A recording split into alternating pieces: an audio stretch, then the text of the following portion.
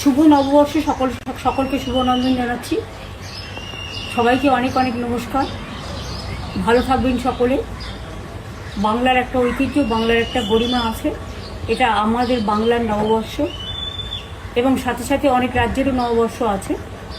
আমি সকলকে বলবো, বাংলা সংস্কৃতি সম্প্রীতির পীঠস্থান এবং সমস্ত সামাজিক সংস্কারের, জাতীয়তাবাদের আন্দোলনের, স্বাধীনতা সংগ্রামের পীঠস্থান, বাংলা সংস্কৃতির পীঠস্থান, বাংলা সর্বধর্ম সমন্বয়ের পীঠস্থান, সংহতির পীঠস্থান। সব ধর্ম, বর্ণ, জাতি বিশেষে সব মানুষ ভালো থাকুন, সুন্দর থাকুন। আর তৃণমূল কংগ্রেস সরকার আপনারা দেখেছেন, কেন্দ্রীয় বঞ্চনা সত্ত্বেও আমরা প্রায় 105টা সোশ্যাল স্কিম করেছি, জন্ম থেকে মৃত্যু অবধি সব মানুষের জন্য। আগামী দিনও সব মানুষ যাতে ভালো থাকে সেটা দেখাই আমাদের আসল উদ্দেশ্য। দিল্লির জমিদাররা অনেক অত্যাচার করছে, ভোট কাটছে, অনধিকার প্রয়োগ করছে এবং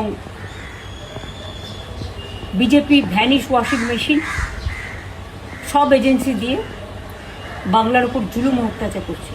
এই অত্যাচারের বদলা নিন। আপনাদের কাছে অনুরোধ, আপনার একটা ভোট দয়া করে দিন। আমি নিজে এখান থেকে সুপ্রিম কোর্ট পর্যন্ত গিয়ে 32 লক্ষ বাদ দেওয়ার নামকে আমরা সুপ্রিম কোর্টের সাহায্যে তুলতে পেরেছি। বাদবাকিও যারা আছেন নিশ্চয়ই আজ নয় কাল তাদের নামও কোনোভাবে উঠবে, যেহেতু ট্রিব্যুনাল চলছে। যাদের ভোট বাদ গেছে, যারা আত্মহত্যা করছে স্যারের জন্য, তাদের জন্য আমার মন কাঁদছে।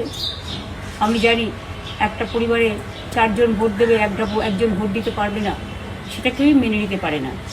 তাই আসুন, আমরা দাঙ্গা নয়, রক্ত নয়, সন্ত্রাস নয়, অত্যাচার নয়, ওরা অনেক চমকাচ্ছে দিল্লি থেকে, কোনো চমকানি নয়।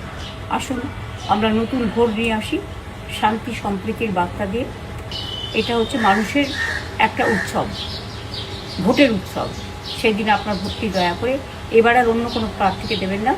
জোড়া ফুল চিনলে যে যেখানেই প্রার্থী হবে না কারণ, মনে রাখবেন 294টা কেন্দ্রে যদি আমার নেতৃত্বে সরকার চান, তাহলে আমার প্রত্যেকটা প্রার্থীকে আপনারা দয়া করে কোনো উৎসব ও প্রচারে কান না দিয়ে জোড়া ফুল চিহ্নে ভোট দেবেন। সকাল সকাল ভোট দেবেন, নিজের ভোট নিজে দেবেন, আর ভোটের অধিকার রক্ষা করবেন। জয় হিন্দ, বন্দে মাতরম, জয় বাংলা।